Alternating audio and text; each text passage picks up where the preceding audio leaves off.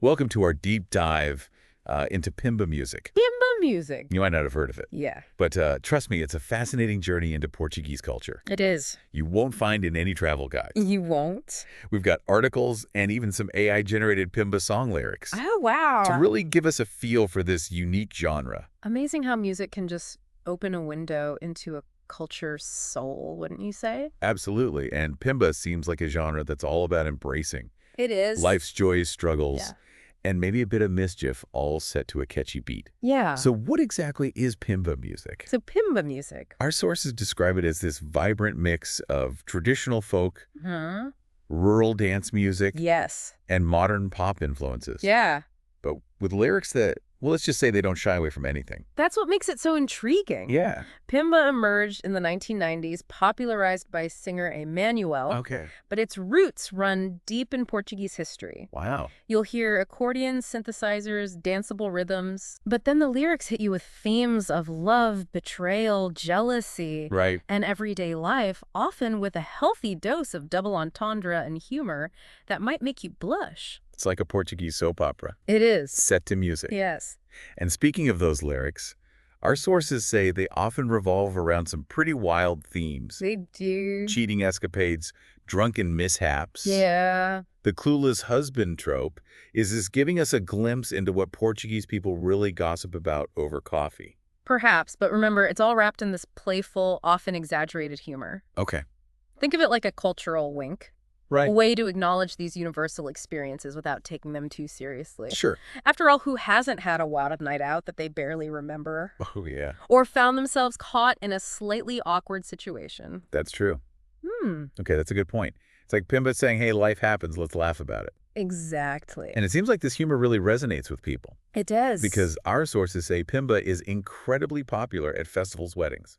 It is. Village celebrations, it's the music of good times and letting loose. Exactly. While critics might dismiss Pimba as simplistic or lowbrow, Yeah. you can't deny its cultural significance. Right. For many Portuguese people, it's a form of escapism, a way to connect with their roots and celebrate life's ups and downs with a smile, a dance, Yeah. and maybe a suggestive song about a banana. Hold on, a banana. Okay, now I have to hear these lyrics. You mean both? Yeah.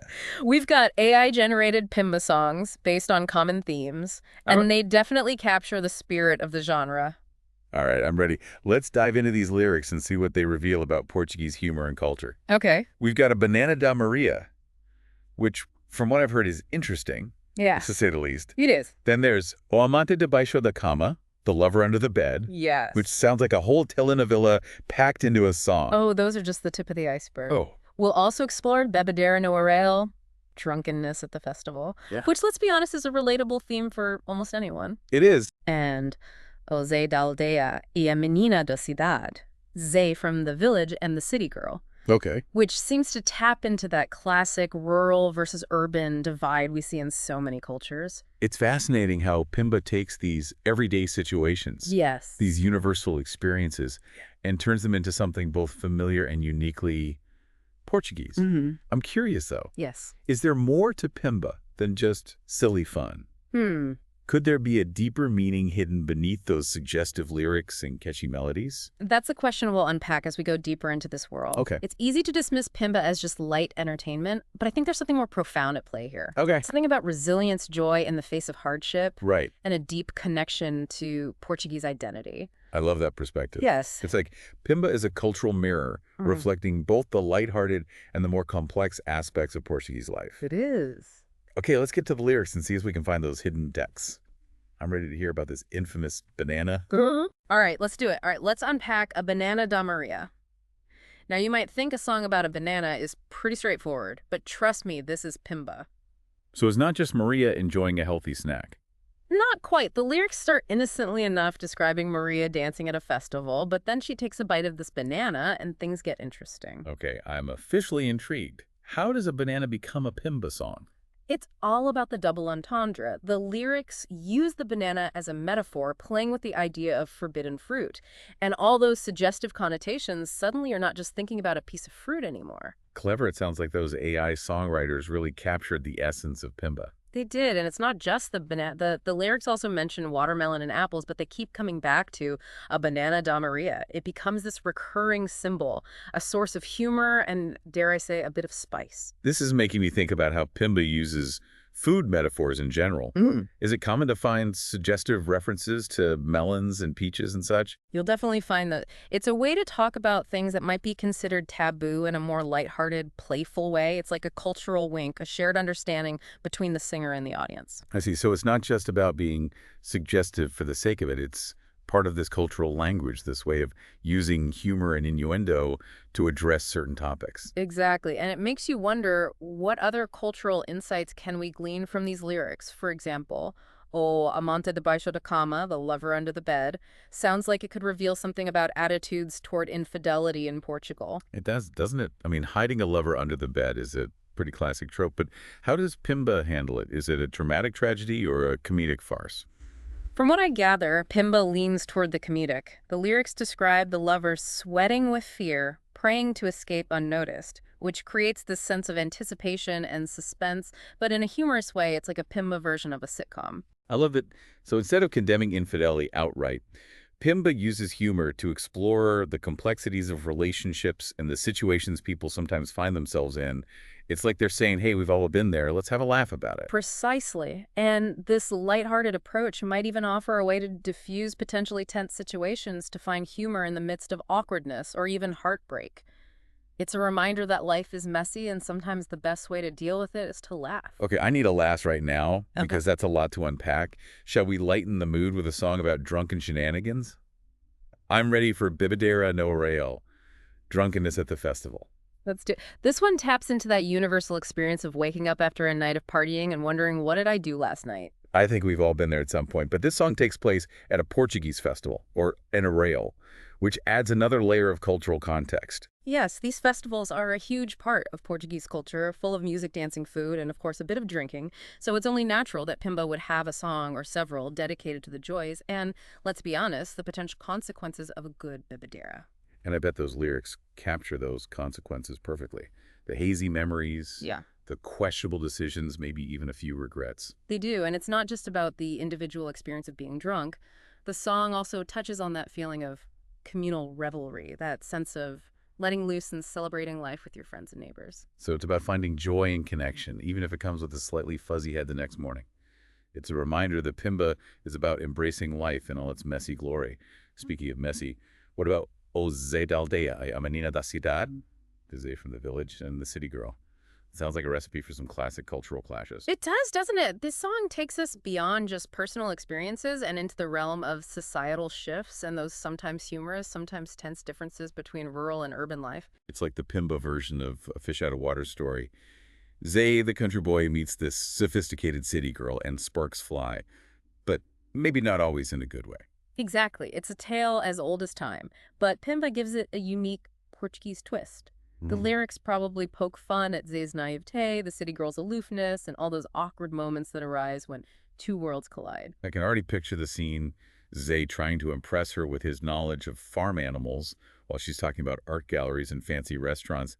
It's a classic clash of cultures set to a Pimba beat. And it makes you wonder, how have these rural-urban dynamics played out in Portugal? Has there been a shift away from traditional village life towards the allure of the big city? And how does Pimba reflect those changes? That's a great point. It's like these songs are just telling stories. They're offering glimpses into the social fabric of Portugal, the tensions, the humor, the way people navigate these cultural shifts. It's fascinating. Okay, I'm ready for more lyrical deep dives. What other Pimba gems do we have? Well, if you're intrigued by the complexities of relationships, we've got A Mulher que não larga, the woman who doesn't let go. This one's about a jealous and overprotective wife and her poor husband who can't even breathe without being interrogated. Oh, this sounds familiar. Don't tell me every culture has that overbearing partner who turns every little thing into a drama. It seems so. And Pimba, of course, takes this relatable scenario and turns it up to 11. The lyrics probably exaggerate the wife's jealousy, painting her as this comedic figure who's constantly suspicious and controlling. I can just imagine the lyrics. She calls him 10 times a day, checks his pockets for lipstick stains, maybe even hires a private investigator. It's like a Pimba soap opera full of drama, humor, and Yeah. maybe a touch of paranoia. Exactly. But even with the exaggeration, there's a kernel of truth that resonates with people. We've all experienced jealousy or felt the need to be in control in relationships, haven't we? Pimba just takes those feelings and turns them into a song you can laugh and dance to. Okay, I'm ready for another dose of Pimba relationship drama. Yeah. What else do we have? How about a classic tale of infidelity with ella engana, ella acredita? She cheats, he believes. It's a song about a man who's completely oblivious to his wife's cheating ways. Oh, the poor guy. This one sounds more heartbreaking than funny, though. It has that potential, but remember, this is Pimba. The lyrics likely portray the husband's cluelessness in a comedic way, highlighting his naivete and perhaps even poking fun at his blind trust. So it's more about the irony of the situation, the gap between what the husband believes and what everyone else knows to be true. Exactly, and it makes you wonder, is Pimba subtly commenting on societal expectations of men and their roles in relationships? Is there a message about the pressures to maintain a certain image even when faced with uncomfortable truths? It's like those layers of meaning you mentioned earlier. On the surface, it's a funny song about a clueless husband. But beneath that, there might be a commentary on gender roles, social norms, and the complexities of trust and betrayal. Precisely, and that's what makes Pimba so fascinating. It can be both lighthearted and thought-provoking, offering a window into Portuguese culture and human nature all at once. Shall we move on to another lyric? Absolutely. Give me more of that Pimba wisdom wrapped in humor and catchy melodies. What's next on our playlist? Let's venture into the world of nosy neighbors with a vizinha que sabe de tudo, the neighbor who knows everything. You know, the type always peeking through the curtains, knowing everyone's business and spreading gossip like wildfire. Oh, the all-knowing neighbor, a staple character in every community. Yeah. I bet Pimba has a field day with this archetype. They do. The lyrics probably paint her as this larger-than-life figure, a comedic busybody who thrives on drama and intrigue. She's the queen of the neighborhood grapevine, always ready with a juicy tidbit or a scandalous rumor. It's like a Pimba celebration of small-town life, where everyone knows everyone else's business, and gossip is a form of entertainment. Makes you wonder, is this type of nosy neighbor unique to Portugal, or is it a universal human quirk? That's a great question. Maybe it's a reflection of that innate human desire to connect, to be in the know, even if it means delving into other people's lives. I think you're onto something. It's like Pimba is tapping into these fundamental aspects of human nature, the things that make us laugh, cringe, and recognize ourselves in these characters, even if we don't want to admit it. Exactly, and it's all done with a wink and a smile, reminding us not to take ourselves too seriously. Shall we explore another Pimba personality? Hit me with it. Who else are we meeting in this lyrical journey through Portuguese culture? Let's meet the man who's all talk and no action with grandes promessas, pequenos resultados, big promises, small results. This one's about those big talkers who promise the world but can't deliver, especially when it comes to romance. Oh, we all know that type, the charmer, who sweeps you off your feet with grand gestures and sweet nothings, but then nothing. Precisely, Pimba takes this familiar character and turns him into a comedic figure. The lyrics likely poke fun at his inflated ego, his tendency to overpromise and underdeliver, and the inevitable disappointment that follows. It's like a Pimba cautionary tale about the dangers of falling for smooth talkers and empty promises, and I bet the lyrics are filled with humor, highlighting the absurdity of his boasts and the contrast between his words and his actions. You know, Pimba, it's all about finding the humor in those relatable human flaws. Okay, prepare yourself, because the next song is a doozy, A Porta Errada na Noite do Casamento, the wrong door on the wedding night. Just the title alone is enough to pique your curiosity, right? Oh my goodness, that sounds like a recipe for disaster. I can only imagine the Pimba interpretation of this situation. It's got to be full of awkward encounters, mistaken identities, and maybe a few screams of surprise. You're on the right track. Imagine a bride all ready for her wedding night, accidentally entering the wrong room and ending, well, let's just say it's not with her husband. Oh no, poor bride. Poor unsuspecting person in the wrong room.